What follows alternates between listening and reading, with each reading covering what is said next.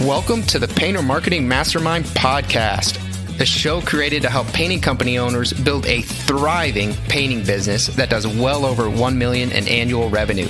I'm your host, Brandon Pierpont, founder of Painter Marketing Pros and creator of the popular PCA educational series, Learn, Do, Grow, Marketing for Painters.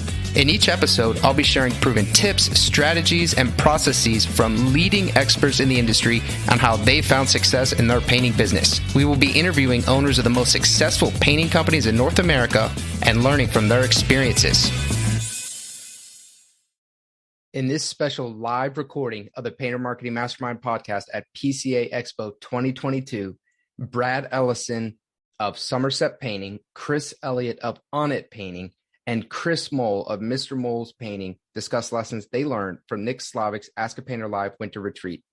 They deep dive into limiting beliefs and how they have worked as business owners and leaders to improve themselves and in turn improve their companies. This was definitely one of the best episodes ever recorded of the Painter Marketing Mastermind Podcast, lightning in a bottle. If you want to learn more about the topics we discussed in this podcast and how you can use them to grow your painting business, visit paintermarketingpros.com/podcast for free training, as well as the ability to schedule a personalized strategy session for your painting company. Again, that URL is paintermarketingpros.com/podcast. Guys, thank you for coming on this live panel Painter Marketing Mastermind Podcast. The first time we've done something like this. We have Chris Mole, Mr. Mole's Painting. We have Chris Elliott on it Painting, and then we have Brad Ellison, Somerset Painting. I do apologize, it's a tough Brad. name to say, I know. It's the Ellison thing is difficult. Can you guys just go around, introduce yourselves, a little bit about your company, where you're based, what you do? Yeah, I am Chris Mole, Mr. Mole's Painting. I have a residential repaint company in the frozen tundra of Bagley, Minnesota, the big town of 1,200, and that is northern Minnesota. Yeah. Mm-hmm. Chris Elliott, Elliott Painting. We are located in Indianapolis, Indiana. We specialize in residential, commercial, and painting and repairs. And excited to be here to chat with you guys. Yeah.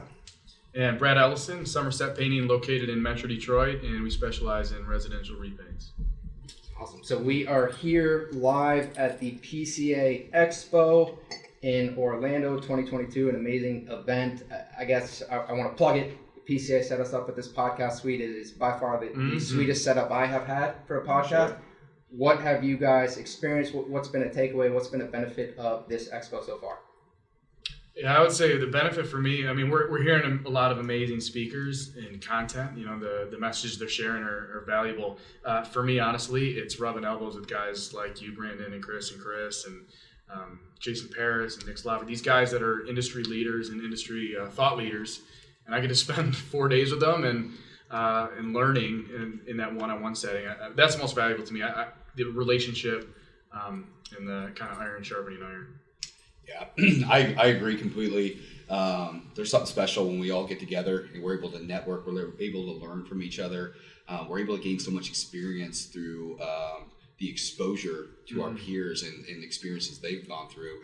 And maybe we can prevent a little bit of pain in our businesses by the stories that they share. It's just a really special time to get to spend together with some of my peers in the industry. Yeah, for sure. Yeah, and the sun too. The sun is nice. No longer in the tundra. I know, no longer on the tundra. But yeah, I mean, I can touch on that a little bit as well. I think the best conversations happen. I mean, yeah, there's a lot of value you get from the lessons and the classes that we take. But I think the magic really happens after hours when you're relaxed and you're in good company. He means once he's had a few drinks. Yeah. After a couple old fashions. Yeah. But yeah, exactly the same. I mean, networking and building relationships and meeting new people. Yeah.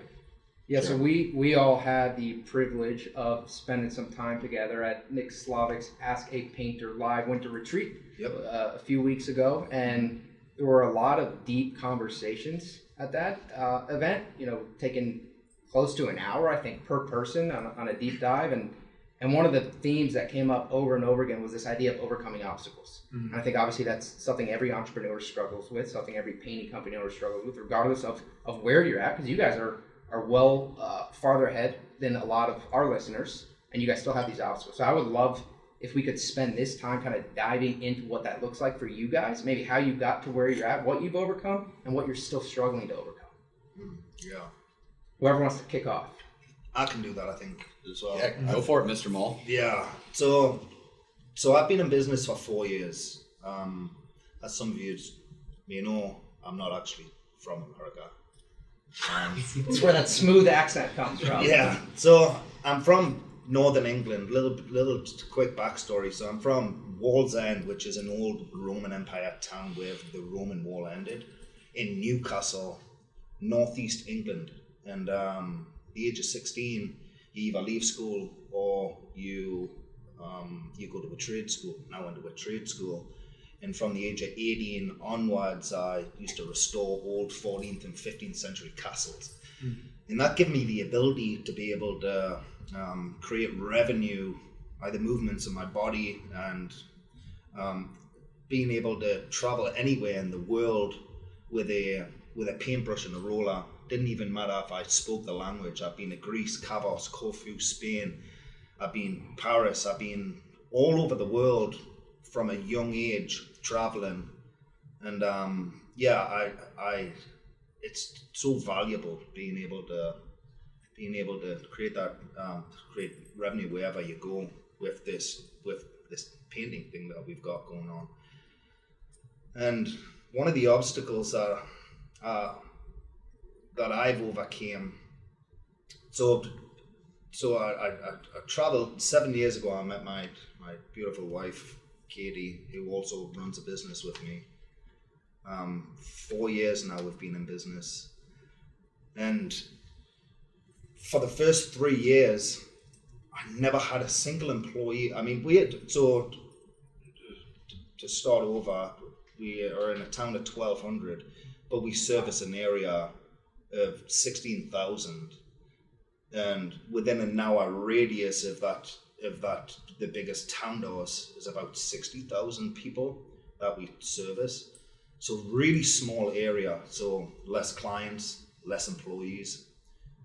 So you really gotta, within the first 3 years of business, I'd never had a single employee that stayed with me over 6 months. Wow. And I had to ask myself as an owner, take ownership in it and say, what am I doing wrong here? What can I do better? And I met Chris Elliott, believe it or not. And his big thing is like leadership and being able to inspire your team. I learned so much from that. And I implemented like Monday morning meetings and find out what they want, celebrating wins, commiserating losses, IDSing on problems, solving them together, making them feel a part of something that's bigger than themselves. And one of my current employees now has been with me almost 2 years. Since we implemented them systems, we're now doing one-on-ones, which every quarter we're doing one-on-ones with each of our employees, and being able to find out what their goals and aspirations are. It's really eye-opening, and it's really powerful. And So if I could jump in. Yeah. First off, I'm shocked that the number one obstacle you have is not the size of your market, right? I mean, I'm in Metro Detroit, and I envy guys in bigger markets than that, and I have literally, 2 million people within an hour of my house that I could service, right? And you have 60,000, which is the size of my hometown that I grew up in, right? So kudos to you that that's not your biggest obstacle and you've overcome that. How did you find employees? So you realized that you were getting these employees and losing them, and now you have some, and you through Chris's example, you are now developing leaders. Mm-hmm. But how did you find employees in such a small market? Like, what did you do to find them? Yeah, so it was a grind. The first 3 years, and it's just consistent posting, and I made a name for myself really on Facebook, and I'm a volunteer firefighter, so in my hometown, so it's doing a lot of community work and talking like it's a big thing in a small town. If people know that you've restored 14th century castle, they're like, oh my god, like it's huge to them, you know. So I just think being different has helped me attract people in that area. Do you have a specific message when you're recruiting employees for your team that you feel has really resonated and been able to help you capture the interest of good talent, good candidates? Yeah, I mean, in a way, yeah. I think it could always be better, but I think, one of the first lines is that I used to restore old historic buildings back in England. I want to teach you my craft. That resonates with people that you're trying to bring on board. Resonates, I think, or with the right people that you want to bring on board. Yeah, right. Yeah, because I think a part of it establishes you as an expert to some degree. Gives you a bit of authority, and then I think that emotion comes through. Is like, hey, I want to give this to you because if we can help our people acquire skills have utility. Yeah, and that's something they get to keep and use for life, forever, right? Forever. And there's something that I was trying to segue or give you a lob one up for you to knock out of the park there. But when you say your mission of what is it? Oh, the happiest clients and the happiest employees. Yeah. Oh man, dude! Every time you say it to me, it's so clear, concise, and compelling, and it just like it hits me on an emotional and a logical level, and it's really powerful. Yeah, I'll try to keep it simple. Yeah, but effective. I think it's a great message. Yeah, 100%. I think happy employees make happy customers. For sure. Yeah. And vice versa as well. Yeah, 100%. So, one of the things you and I were speaking a little bit yesterday, and you kind of were talking about what you just mentioned, which is you're trying to give people opportunity and really figure out what they want, right? Not just, hey, come work for me and I'll pay you X or I'll give you benefits, and just assuming what they want. So when you're having these one-on-ones, when you're having these Monday meetings, what do they want? What can other people, if they maybe don't know what employees want, what do they want? Sometimes they don't even know what they want until they're asked the question, you know? Yeah. So sometimes they just need somebody to be intentional about caring about them and wanting to know that and be involved with it and help them. I mean, it inspires people, you know? And so you lose a lot of people because I didn't have that. I thought that the be all and end all was I'm going to teach you how to paint, right? And the best I possibly can. And I'll spend every single day with you, and I'll do everything that I possibly can to make you into the best craftsman you can be. Well, it's not really what they want. They'll learn about 80% of what I've got to offer, and they have they would either go out and start their own company or go to the next company that's going to offer them an extra $2 an hour because you haven't got anything more to offer other than teaching them a trade. So I had what else can I offer them? What do people want? So you ask yourself, what do they really want? What would I want? So you put yourself in their shoes.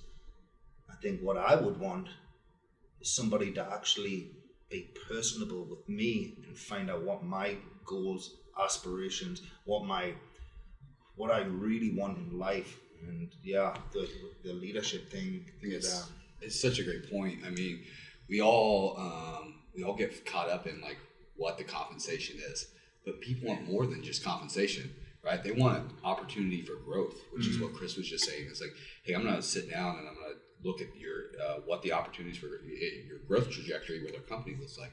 They want autonomy. They want mastery, right? They want leadership, right? And a big part of leadership is Chris was just alluding to with these one-on-ones is like being a good listener, just like coming alongside of them, listening to what their goals are, personally and professionally, and sharing some of your wisdom and maybe help them on their path of pursuing that. But if nothing else, like to position yourself as an accountability partner so you can create some type of rhythm with those one-on-ones of holding your people accountable to the things that they say they care about, not the things you're assigning to them. The things that say, hey, I want to buy a house this year. Great, let's look at the tactical steps that we need to take for you to buy a house this year. And we're going to meet once a month and we're going to talk about that. Have you pulled your credit score? Have you talked to a lender? Have you defined the area that you want to live? Right? Those are not hard things, but sometimes, like people, that Chris said, people just don't know what they want, or they don't know the path, right? And as a business owner, we've gone through a lot of hard stuff, right? Yeah. We've learned some lessons, and if we can share those lessons with our employees, then we impact their lives, and then that can get passed on. So I would say all of this is highly applicable and accurate for an employee-based model, and oftentimes not at all applicable for what I do, which is a subcontractor model. My painters don't want to learn how to paint. They already know how. Most of them have been doing it and been in the industry for 3 times longer than I have, right? Sure. But oddly, I run into the same issue that you had, Chris, in that crew retention for me when I joined Somerset was the biggest issue. Rick, my partner, would have crews, and he'd lose a crew at the end of the season, and then he'd gain 2 more, and then he'd lose 2 and gain 1 more, and it was like this never-ending battle of adding and subtracting, and he couldn't keep crews around. So when I came in and kind of surveyed the landscape of Somerset painting, I identified that as the number 1 issue. You know, almost everyone can identify with the fact that production and finding good workers and crews are the limiting factor to our growth. Most business owners can sell jobs. I know the 2 of you guys can sell a crap out of painting jobs, right? I can sling some paint jobs. That's never going to be a limiting factor. The limiting factor is going to be, can you find the people to produce them? So that's what I kind of changed the paradigm with Somerset. Is like, okay, why are these crews leaving? What are they unhappy about? Well, it wasn't that they wanted me or Rick, my partner, to mentor them or teach them how to paint or provide leadership or guidance. What they wanted was for us to provide as easy a process as possible. They want their lives to be easy, and that's my goal. How can I make their lives easier by working with Somerset Painting? So that's making sure they are compensated fairly, making sure that they have compensated quickly. That was the next thing I was going to say. Paid immediately upon the completion, and that I have work for them. Yep. Right. And if I can do those three things consistently, then they're going to continue to work for me. And then there's no reason for them to go out and try to find their own jobs or go try to find other contractors to work for. And so while obviously none of us will ever totally overcome these obstacles, you're still going to have the issue, Chris, of keeping employees. And I'm still going to have the issue of some crews think that the grass is greener on the other side, right? But if we can continue to figure out what it is that these guys need to have them stick around, and then deliver it, and they will, and deliver, of course. Yeah, it's the same. So as I was saying to Chris, like that, having the messaging in your marketing of employees, the same thing with crews. It's like, hey, we pay fast, we have consistent work, we're going to treat you right, right? Like we have a promise to our customers that we're going to be on time, we're going to do what we say, and we're going to treat your house or your business like it was our own. We also have the same thing to our crews. Like we're going to make sure we're going to fight our butts off to make sure we have work for you. And when you complete that work at a high level and assist us in delivering a great experience to our customer, we're going to make sure we get you paid. Right. Yeah. Right? And we pay our crews well before we ever get paid from the customer. Yeah. That's the reality. That's so awesome. we're paying our guys, and then we worry about billing the customer to get our money. Brad, how did you figure that out? Did you actually interview them? Was it trial and error? How did you figure out this is what's going to help retention with your crews? In speaking to the crew leaders, like what would incentivize them to continue to work for us? And to what Chris Elliott said is like, well, what would incentivize me? Listen, all I want to do in my life is make my life easier and make more money. So how can I do that? Well, guess what? I found the opportunity to run. I'll take it. Right now, I found the opportunity to run a painting company and make a lot of money and not work that much. And when we were on the retreat, and Nick Slavik said something about, he was commiserating about some of his employees like not being totally satisfied with working 100% satisfied working for him. We'll edit that part out. Yeah, no, keep going. Oh, was that in the circle of trust? You're doing great. Yeah. And I pushed back on him as like, none of us should be 100% satisfied where they are. And any one of us at this table, if another opportunity was presented to us tomorrow that we think is better than running Painter Marketing Pros or Mr. Mole's Painting or On It Painting, you think it's better for you and your family, you should be willing to walk away and do something else. So that's the same thing for our crews, and that's the same thing for our employees, right? So our job then as owners is to create as hospitable an environment as we can so that they won't find a better opportunity. What if it's not all about retention? What if it's about making an impact on people's lives? Like I have a crew member of mine that just this one-on-one that I've done with her and these Monday morning meetings has made her a better, this is what she told me, it's made her a better mom, a better wife, a better firefighter, a better person all around by just being intentional and listening. I mean, there's something so powerful about just hearing someone out and trying to give them the tools to be able to overcome obstacles in the way, because nobody's done that before for them. Do you, this is going to be a little bit random, do you accidentally light houses on fire? Like, does everyone at your company have to be a volunteer firefighter to be a painter there? Or well, she's actually in a different town. So she's the next town. Okay. Yeah. Okay. So but yes, Chris, I've witnessed that Chris does light houses on fire. Cut that one out. That doesn't. We're working that brush too fast. Yeah. No, I think it's such a good point. I mean, we have to. Legacy. We should all want to invest in our people, right? What does legacy mean to you? It means everything. It means absolutely everything to me. What does legacy mean to you, bro? Well, for me, I mean, I have a very complicated family history, and my legacy for my kids is that they will not continue the legacy that I inherited from my family. And that's partly financial, but most importantly is like my parents are going to have a dad that's president and loves them. Sure. Right? And that's it's funny. Our parents either teach us what to do or what not to do. For right? Sure, and you can take it both ways. You say hurt people, which is totally true, and I understand why that happens. But you have a response to your situation, and you can either take it as a negative or turn it into a positive.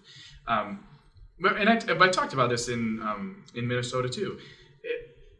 I'm not passionate about the painting industry, and I've said this publicly before. I'm passionate about helping people for sure. That's a nice thing. What I'm passionate about is my family, my faith, and fitness. And everything that I do around my life or professionally is only done to serve those three things. Now, and that might make me sound self-centered. And when I say like I want my life to be easy, I want to make more money, the way to do that is to help people do those same things. And so you provide opportunities for other people to do those same things. And then guess what happens? You're rewarded with the things you want. For sure. And I think that this ties in nicely with the one-on-ones, because what you just said was so precise, right? It's these three things that I care about, and I've organized my life around being great at these three things. And sometimes you find out in the one-on-ones, like someone's trying to be great at everything. Mm-hmm. They're trying to be great at work. They're trying to be a great dad. They're trying to be a great soccer player. They're playing softball. They're doing everything. And sometimes we just have to give them guidance. Like, what do you really care about? Mm-hmm. What should you be investing in? And if you have that superordinate goal, then everything else is going to follow in line and be more healthy. Yeah, it really should. Yeah. What was the book that we read? Grit. Yeah. So that kind of having one or two, and I remember the author was saying, she has this superordinate goal of her business and her career, but then she also has one of her family, and this personally helped me. Sure. Right, and I'd actually like to dive into this for a second because we were talking about this before the podcast started. But those goals sometimes directly conflict. Right, during you spending time with your family, I think you gather strength. I know I gather strength from my family and motivation, and that's a lot of the reason I do what I do. But it pulls time, it pulls resources, it pulls emotional energy at times. And she said that's okay. She has accepted the fact that there's conflict there. There will continue to be conflict there, and that's just okay. That is what it is. But I would love to, we're all very family oriented here. We were touching on that, and I know we didn't discuss this beforehand, but I'd love to kind of touch base on those painting company owners who are out there grinding. Maybe they're 80, 100 hours a week. Maybe they're wearing all the hats right now. How do they justify that? Do they justify that? Does it make sense for them to not be spending as much time with their kids right now? What do you guys think? I think we're all in different stages and ages and phases of our business, right? There is a time where you need to grind, right? But you should be seeking to grow out of that technician position and be an actual business owner, right? So you can learn the art of delegation. But I think, one thing we were touching on before we started recording was like, we're all seeking balance, right? But balance may not be completely reachable, right? Complete balance. Maybe it's counterbalance that we should be seeking. Maybe it's right now, I'm going to pour into my business. I'm going to give it all Monday through Friday. It has me, but Friday evening to Sunday, and this my friend Chris Moll here, so good at it. He doesn't take he'll take my call any minute of any day. Friday night to Sunday, it's all family. Really, that's right. Great. Love that. He has hard lines. He has very clear. Even bookends. with you guys are good friends. That's really great. He answers my call on Saturday. Yeah. You guys can talk about that. Probably I was just trying to make a point. He's public all out. But it's like maybe that's what it is, and then maybe you get to the point where your business is humming, and it only needs you for 20 hours, and you can give your family much more time, right? And I know that's something that Bradley cares a ton about, right? And we all do, right? That's what we're all seeking. So we're it's not always going to be 40 hours to the business and 40 hours to the family, right? And the Bible speaks to it. I'm a Bible believer, and it says there's a season for everything. And I think that these guys that are grinding 60, 70, 80 hours a week as they're building their business to provide for their family, it's totally honorable, right? The question is, they're 5, 6, 10 years in, and they're still doing it. And if they're doing it because they don't want to go home to their family, well, now we got an issue. And I would say, bro, you need to find a new career, maybe make a little less money, and fix things at home. Back to grit, passion and perseverance.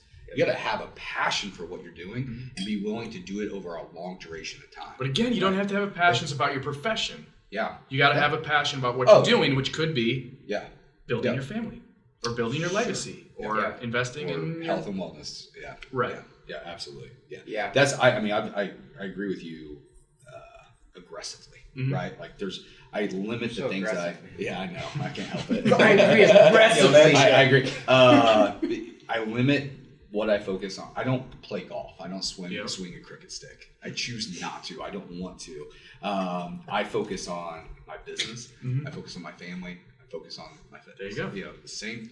We're very much alignment there, and hunting. I got to throw that in there. But other than that, it doesn't consume a minute of my time because I'm not even interested in doing it, right? Yeah. Because the things I do, I want to be so intentional, and I want to be really great at, and I want to work my way out of 80-hour work weeks, right? So right now, I'm in the position with my company that I've worked really hard to do this, where I only had to give my company 8 hours a week, right?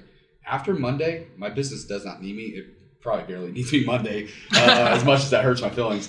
I still give it a lot of time because I love it. Yeah. Right. Yeah. And I truly think we're building something great. Chris Moll touched on this earlier. Trying to create something for our people that's bigger than themselves. Yeah. Trying to give them purpose. And I think it's so awesome that you continue to devote time to it, even though you don't need to. But it's because I know that your heart is not just in work, right? You're doing it for a greater purpose. It's the people. Awesome. Yeah. I launched the business and knew I had to have a bigger business because I needed the people.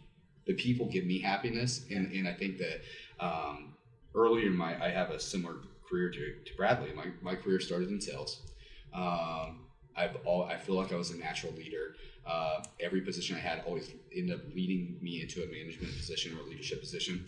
And I came to a point in my career where I was like, which one of these paths do I want to be great at? And I decided that for me, what gave me the most fulfillment or filled my cup full was leadership. That's what filled my heart, and that's what I focused on. There's a reason for it though as well, because you can change lives with leadership. You can teach somebody to paint, and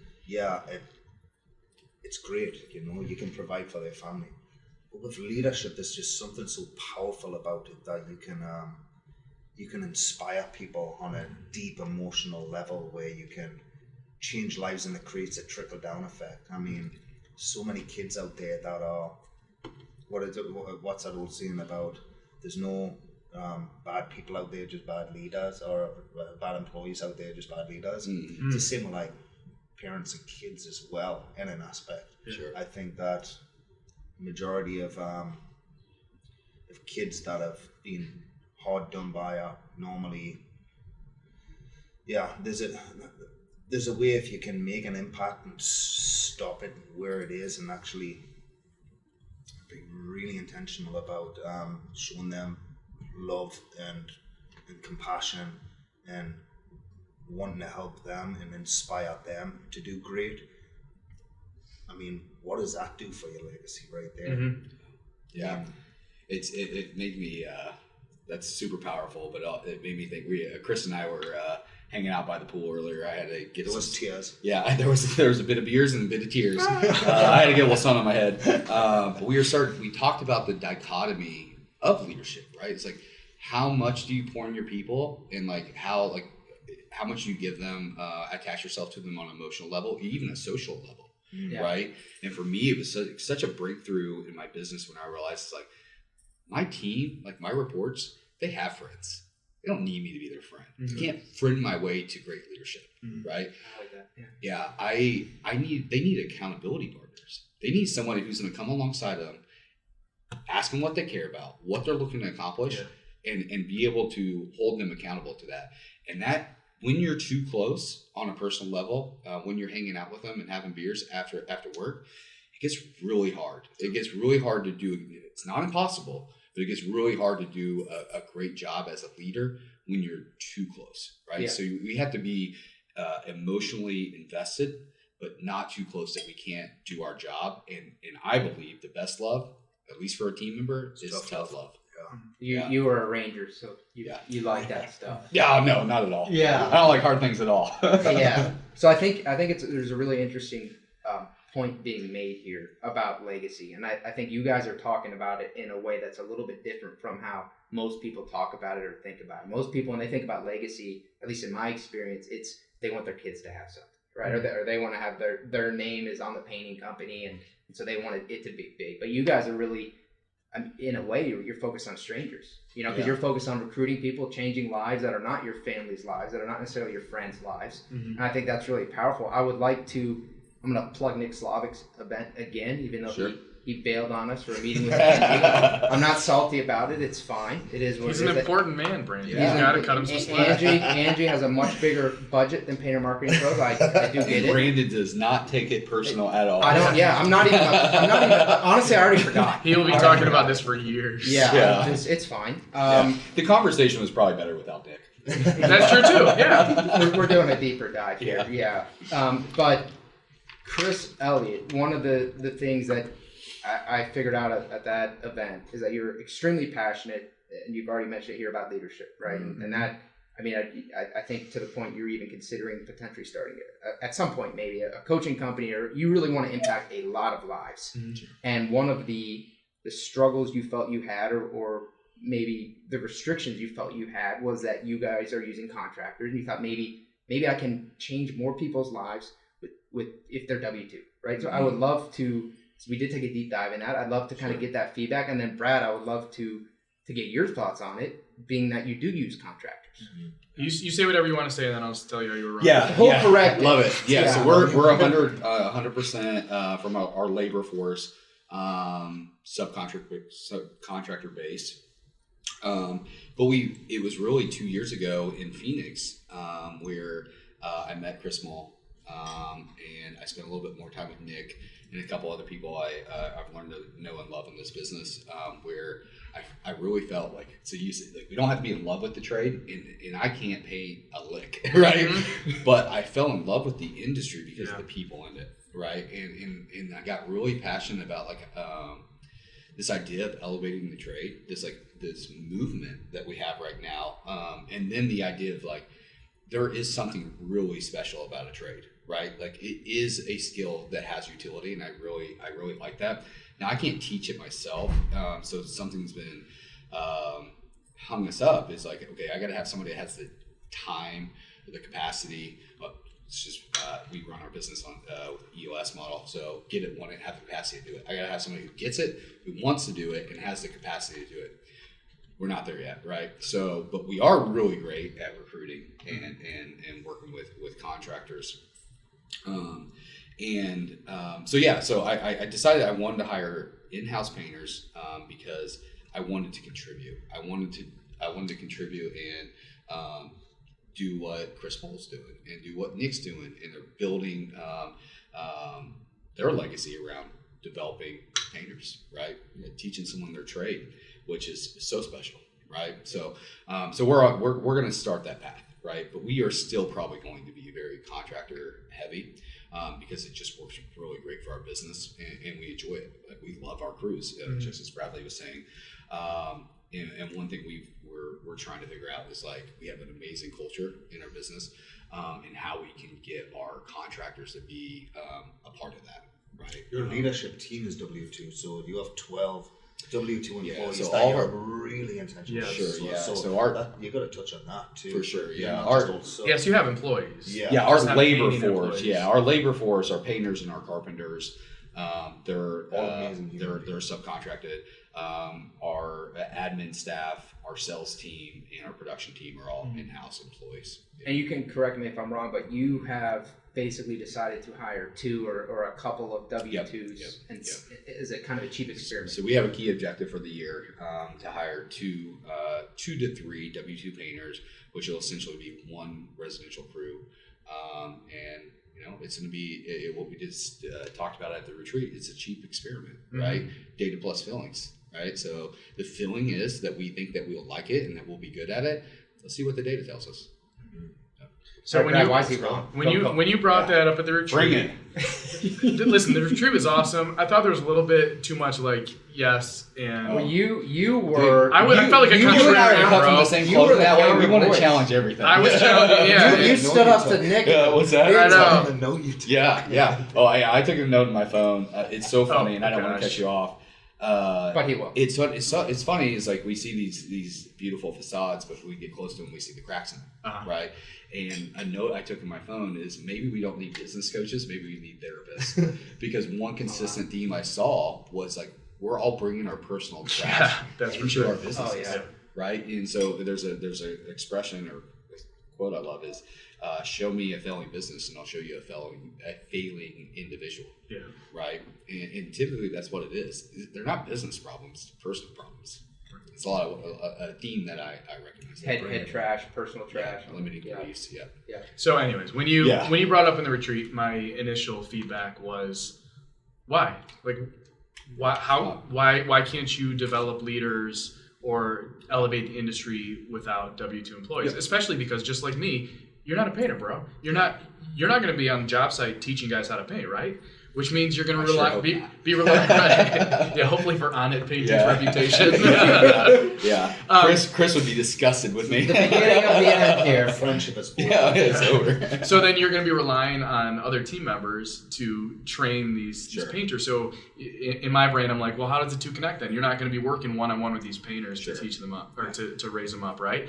And also, like, I think that guys like you and I, and the way we built our businesses are built, is we have the opportunity to elevate the trade in other ways besides just the one-on-one, right? We can make it so attractive to work for On-It Painting or Somerset Painting that all the other shady contractors that don't do business the quote-unquote right way won't be able to find any workers, and they'll go out of business, and we'll have more opportunity, and guys like us with integrity and honesty. Right. So that was my initial instinct, and I am self-aware enough to know that I am a contrarian by nature. You say something, and I'll immediately look at what's wrong with that. Like, how can I figure out what's the loophole? But ultimately, you and Emily said, well, you know what? This is something we would like to try, and it's on our heart. So you know what I say? Of course, do it. Yeah, let's go. Do it. Yeah. And I hope it works, and I hope that you're proven right. Sure. My goal, because even in the short time we spent together, I feel comfortable that I could challenge you, and you understand where it's coming from, from my heart, right?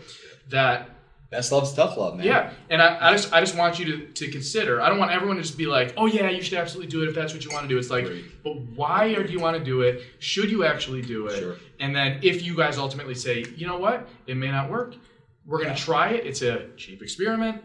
Then of course you should do it. Yeah. Right. I think it's such a good point, and I love that you're challenging me on it. I think that as people, we're very emotionally charged. Mm-hmm. So part of that desire came from the relationship that I have with Chris Mullen and Nick Slavik, and seeing how special what they're doing is. So I think it's great to challenge that, and I think the logical what I realized was what the logical balance to that was. It's a cheap experiment. Yep. Let's try that, right? And it's not about Chris Elliott's legacy; it's about Anna Painting's legacy. Sure. Now they're both, and they're not mutually exclusive. But it's like I don't have to teach them the trade for it to matter. Yeah, absolutely. Yeah. And when I was in my bubble before I met all of you guys and realized like kind of what the industry was actually like, I was thinking the same thing, like how do I transition to an employee-based model? But then I met Jason Paris, and I'm like, oh, I don't got to do that. Subcontractors works, and he's building. He has a thriving company and a healthy company, and he's keeping 150 painters busy nonstop. That's pretty darn healthy. Pretty good. Yeah. And it kind of like cured me. Though part of me, a lot of times I would like to have like 2 or 3 painters on staff, so I can say, I just need you to go do this. Right. Yeah. And we call that role a production associate. So they do a bit of painting, touch-ups, repairs. So the theme of the Arizona PCA Expo, there seemed to be a theme of sub versus W-2. And it's like everyone who has a W-2 model wants a sub model. Yeah. And vice versa. Vice versa. I wish. It's really That'll solve all your problems. Yeah. Right. It's Right. at the end of the day, it's a people issue, and the an interesting thing about a trade business is like the reason why they typically grow slowly is because we have to scale our operations as we scale our company, and so like we're as Bradley says, like, okay, hey, I want to do $4 million in revenue. Well, marketing it is a factor, selling the jobs is a factor, but then like having the capacity to be able to produce that, and I think as business owners we have to dig in and be really strategic and tactical on what is our labor force. And so again, and we've talked about this again before, but like our permission to play should be, if we're really going to elevate this trade, the quality should be there. That's the table stakes. You want to sit on a table, you got to be able to paint well. Like I don't even know why that's in question. So then it becomes like so we know we're going to deliver a great quality of product. Then how can we make it easy? So our tagline, I love that you were saying that earlier. Our tagline for our business is we make it easy. Yeah. And we mean that with everything. Like we make it easy to find us. We make it easy to understand us. If we make it easy to sign up for an estimate, we make it easy to go through the estimate, to get the proposal, to do the job with us, and to pay your bill. Yeah. Right? Yeah, and then to find us again when you're ready to hire us for the second time. Yeah, there was a staple that you guys remember that commercial, the Staples Easy Button. Yeah, it was I always think about that commercial with everything. I think it was. Chris actually carries one in his pocket. You can carry the Easy Button. Yeah. But Chris, Elliott, it made a really interesting point about kind of scaling up, and I know one of the decisions you've made. So you're at $3.5 million right now, and you said prior to us starting filming the podcast that you could be over 5 right now, but you've been very intentional about your growth. Can you kind of speak to that? Yeah. So I believe we could have been north of 5 million if we were willing to sacrifice our quality of life for ourselves or our people, right? But we wanted to be really, really careful on the way that we grew and scaled our business. And one of the ways that we had success with that was implementing EOS. And I did it over a 2-year period, but it created such a great framework for my business that now like we're in a really, really great position to grow. And so we're forecasted for 3.6, but so we now have 2 residential sales reps and 2 commercial sales reps. One just started this month. He transitioned from a residential sales role, and we've had 1 commercial sales rep who's been focused on commercial sales for a year. And we say 3.6, it could absolutely be over 5 this year, and we're very well prepared for it. So we have a position in our company that's a scheduling and recruiting coordinator, and the theme for him this past year was like we are going to have a network of contractors. Yeah, like we will have capacity. Like we with conviction. We have capacity, so we sell the job. We're going to produce it. And we're going to produce it at high quality. I love that. Yeah, you will make it happen. So, Chris Mole, you've kind of gone dark on us. I know you just soaking it all in. Yeah, I get like the you have a lot to add. right? And you are in this tiny little area. I think I'm guilty of it. I know that. I think we look for excuses, right? As entrepreneurs, we want to find a reason why if something doesn't go well, it's not our fault or it was outside of our control. I think the blessing and the curse of being an entrepreneur is it is always your fault, right? Anything that ever happens, it's your fault. Taking extreme ownership. 100% accountability, 100% ownership. You are in a tiny little spot, man. You're doing almost 7 figures, right? And you're in this, I mean, what the hell? It's like a high school where you live. So can you talk to that? Yeah. I mean, it was a grind at first as well, you know. It was them 80-hour weeks. I was out there being consistent and persistent and putting my name out there and giving back to the community. I feel like in a really small, tight-knit market, you have to be really involved and give back and care. And it's hard, man. It is. It really is hard. Yeah, we do different events. I think that we just do our best. You know, we really do our best and trying to give back and care about people. You guys did a really cool event last week, right, or the week before? Yeah, with an all-girls trade school class with a Bemidji Careers Academy there.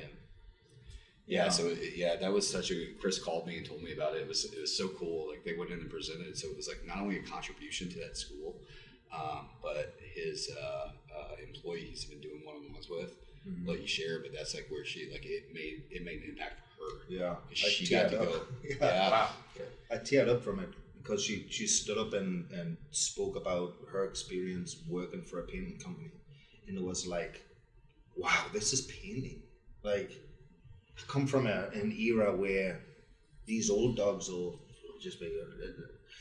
It's not like this, you know. It's really not like this from where I came from. It's only just recently that everybody's been so open and wanting to help each other, like inspire each other to do better, because we all do better when we do better, right? Yeah. I mean, as cliche as it sounds, elevating the industry, right? And I give all kudos to Chris, man. I mean, and he's been a mentor to me for the last 2 years, an accountability partner. We talk weekly, like sometimes daily, you know. So I think like finding somebody that you really trust and care and love and really look up to and doing the same back. Yeah. And it really helps you build the team. And what do you say about your reality, your experiences? Yeah, your expectations and experiences create or construct your reality, right? And I think we talked about that earlier as well. It's like there's people who are going to participate in this expo, and their expectation is that it's going to be competitors and enemies, right? And they're going to come and they won't contribute, and they're going to fly home. Keep their secrets. Yeah, they're going to not be willing to share information. It's a mindset thing. Yeah. And they'll fly home and they'll say, well, that was a waste of time and money. Yep. And there'll be other people, as Chris said, that are like willing to be open and contribute and share information and challenge. I mean, like these guys I respect so much, right? The attribute, like Chris like has the passion that will light the world on fire.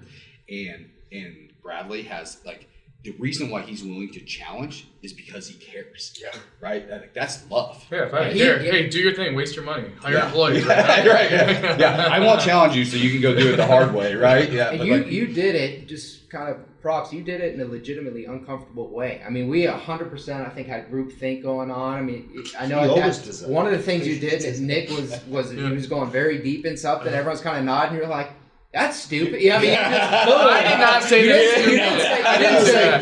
That may be what you heard, but that's not what I said. You didn't say it's stupid, but you 100% took the opposite way, unapologetically, logically, and said, but why? Why are you saying that? Well, part of that is my sales background. It's like Nick expressed his need as I want my employees to be 100% happy. And what's the need behind the need? Like, why? Why do you need that? And why do you think that they need that? And I've had formal sales training, so I think now it's just ingrained in my brain that's my response is, if you want to have employees, like, but why? Right. Like, really, what's the purpose? And will it achieve your? Yeah. And I think part of that is the technical training, but man, part of it is like I pick up on that passion too, man. Yeah. I think you do have a passion for this trade. You showed up to that event, and you showed up to this event so willing to be open and share information. Yeah, and I don't want to be misinterpreted. Like, sure. It's not. I think this industry. Yeah. Oh my gosh, how lucky am I, and how blessed am I that I stumbled in to this industry. Life, though. Well, in general. Thank you. Life, work, and fitness. Thank you. I mean, I love people. Brad's pass. Hey. No, like I love people, and I love my life. Like I wish everyone had the life I had. This world would be, all the problems would be solved. Like I'm such a joyful dude. Yep. But it's not because of anything I've done. I've been blessed with an amazing wife and an amazing career, and now 2 amazing kids, and I get to do things that make me happy.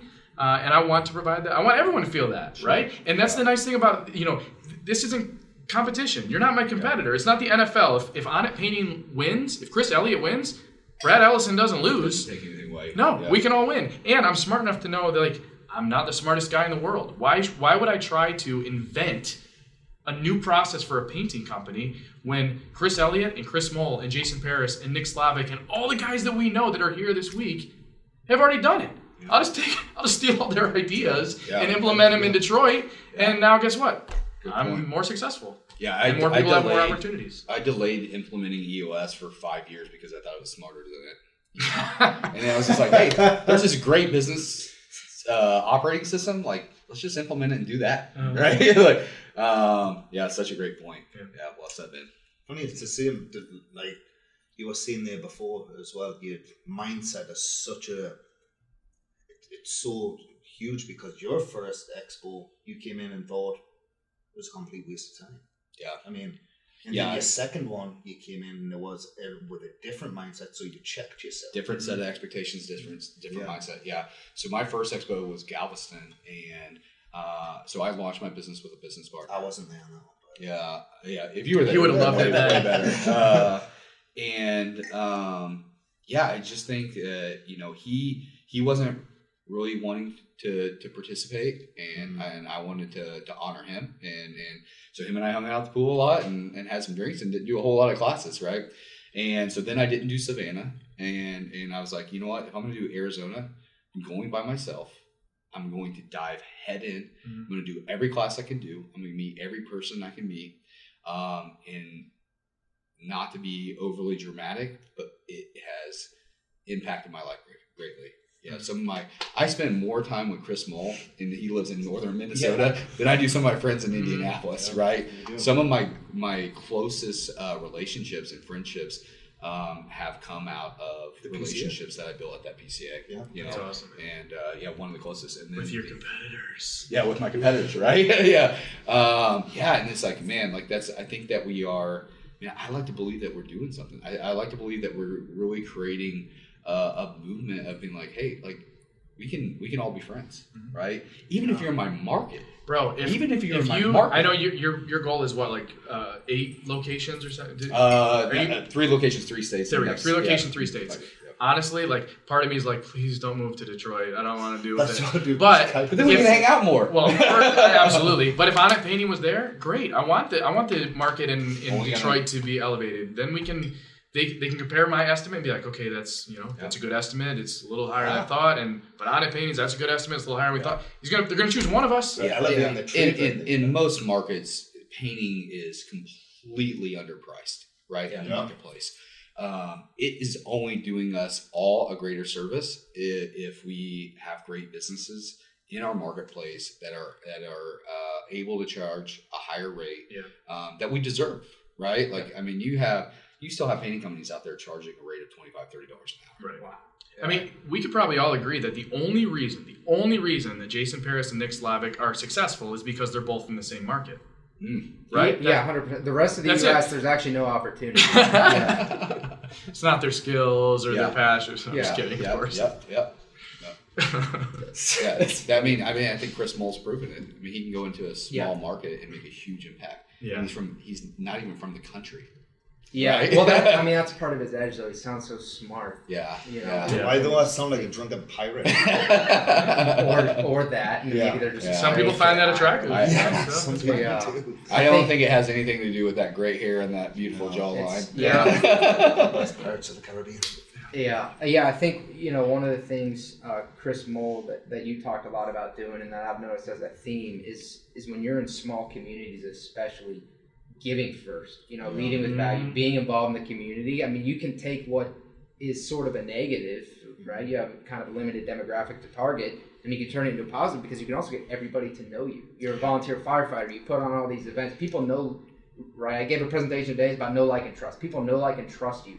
They know that you restored a 14th century castle in England. They know you know what you're doing. So there's enough work there. And one of the things Jason Paris says is if you think there's not enough work, go into your local Sherwin-Williams store and ask them how many gallons of paint are sold. Right, every day, every month. Okay, how many jobs is that? How much per job? What percentage? That requires work. That requires me taking responsibility. Oh God, yeah, we don't want to do that. Yeah. I don't want to take ownership because then that means I have the responsibility of fixing it. Right. It's better if it's just not your fault. Right. Yeah, that way we can just sit and feel bad for ourselves. Yeah. That's one of my favorite expressions. At least we use, Emily and I, my wife. The struggle, the success is not guaranteed, but the struggle is, right? So if you're going to do this, you have to get a level of satisfaction from the process, or as much, if not more, than the outcome, because the outcome's not guaranteed. Journey. Yeah. So we have to embrace the struggle. We have to accept responsibility and ownership when there's issues, because then we're in control, right? I can't say I hope we're able to fix this. Like, I hope sends it out in the universe and it takes zero responsibility. It's like, no, like, these are problems. If it's a business problem, it's been solved before. Yeah, like, that's a great point. Right. And you mentioned something in the panel discussion that you were on today about the process and like having that perspective, and you signed up for this, and so the hardships are like part of it. It's expectations, right? Yeah, and I guess the only thing I would add to that is like, just think about your perspective about how great we have it. Sure. I mean, break it down. We live in America. Yeah. Right? Which is better than England, as Chris Moll would agree with. Way better. Chris Moll celebrated the 4th of July on my boat in America. We live in such a great place, and we have such great opportunities, and we own our own businesses. Like, we're in the minority, and so the minor inconveniences of a problem customer or a botched paint job or a spilled gallon of paint, man, we should still have joy. We are so lucky. Sure. We are so lucky, even if we don't have much. Yeah, I view it. I mean, it sounds a little bit cheesy, maybe, but I really do believe it's a privilege to fight. A lot of people in other countries and other parts of the world, and even a lot of people in the U.S., that's not really a viable opportunity for them. They don't get to grind 80 hours a week trying to build something. They don't get to have customers be kind of terrible or employees be terrible. That's a privilege that you get to have that, because you have the upside. Right. You have the opportunity that much of the world just really doesn't have. Sure. Let's be thankful that these are the things that keep us up at 3 a.m. in the morning. Right. Yeah, not a lot of other things that could. Yeah. I must say that I am a passionate patriot of my hometown in England, but America is the greatest country in the world. I've been to many different countries. I've traveled the world all over, and you can't get what you get here. Sure. That's cool. That's nice. That's nice. Yeah. Thank you for colonizing. Cheers to that. Yeah, thank you. Cheers to that. My friends back in England are like, traitor. We never won them back. Good accent. Thank you. Much better than Nick's level. Working on it. Well, guys, we are coming up on the hour. I think the PCA might be kicking us out here soon. So, Last thoughts? What do you guys have? I appreciate you guys. Brandon, I appreciate what you're doing. Thanks, I think you are an industry expert, and anyone that listens to this, that tunes in and laughs along with us and gets any nugget, I'm happy for that. But really, in speaking with you on the retreat, Brandon, you are an expert at what you do, and particularly companies that are coming up on the $500,000 or $1 million revenue. You should talk to Brandon. you should reach out for his services, and he will make you more money. Mm-hmm. And if that's what you're in business for, is partly to make more money, which is what we're all doing, talk to Brandon. So that's the first thing. Second thing, thank you guys. I really appreciate how you guys have challenged me, and I love spending time with you. Really, it's just fun. Likewise, man. Brad, your PayPal is B Ellison. Right? I don't want your money. Wait, I don't want your money. Wait. We're getting compensation. Yeah. I mean, just to second that, like the networking, the deepening the relationships, just make this these expos really, really powerful. And one thing, Emily and I were debriefing after the retreat, and Brandon, I got to give you a compliment, man. Like, Emily was just like, man, I really liked Brandon. Like, I really liked his approach to his business. We have worked with great vendors, and we have worked with really bad vendors. And so every business has to have people, processes, and product, right? People is such a big component, and that's people in our organizations, that's our contractors, that's our vendors. I know what it's like to work with a bad vendor, and I believe in my time with you that you're a great vendor. So I appreciate that. Yeah, absolutely. And it really, going to these retreats and doing these PCA events, he doesn't just like go on the panel and then that's it, he sits in his room, he actually sits down and cares about. So back to what we were talking about before as well, about how to retain employees. I mean, you're already on that path as well, like subconsciously on engagement and actually caring, ask them what they want. Really intentional. You actually sit down and care about what people want and what their needs are. Like, it's not it, because you know what the end goal is going to be, but you're like enjoying the process on the way there. It can be enjoyable. Yeah, and you're putting in the effort to understand what painting contractors want and need. And I think there's a lot of marketers that provide marketing services, but you specialize in painters, and you are investing the time to learn what we need and want. So this was nice. I didn't expect that to be the follow-up. I appreciate you. I mean, you're on a personal level, you're a terrible human being, but I am the worst. Your services are valuable. Yeah, you guys are going to leave the podcast. We are not going to get a drink. Bye. Let's just hope everyone hasn't stopped the podcast by this point. Yeah. They didn't hear the They'll plug. just drop that. They didn't hear the shameless plug. The PCA can just move this part out. Yeah. God, we appreciate your contribution to our industry, man. Yeah, you're doing a great job. Thanks, man. Yeah, and I appreciate you guys being willing. I know we gave up a little bit. Well, we are drinking, but we did give up a little bit of the free the boozing that we're going to do tonight for this. And I appreciate you guys making the time. There's obviously a lot of you're being pulled a lot of different directions these couple of days. So thank you for sharing. It's been a real treat. Yeah, likewise. Thanks, Brandon. Yeah. Thanks, Brandon. Cheers. Thanks, gentlemen. If you want to learn more about the topics we discussed in this podcast and how you can use them to grow your painting business, visit paintermarketingpros.com/podcast for free training, as well as the ability to schedule a personalized strategy session for your painting company. Again, that URL is paintermarketingpros.com/podcast. Hey there, painting company owners. If you enjoyed today's episode, make sure you go ahead and hit that subscribe button. Give us your feedback. Let us know how we did. And also, if you're interested in taking your painting business to the next level, make sure you visit the Painter Marketing Pros website at paintermarketingpros.com to learn more about our services. You can also reach out to me directly by emailing me at brandon@paintermarketingpros.com, and I can give you personalized advice on growing your painting business. Until next time, keep growing.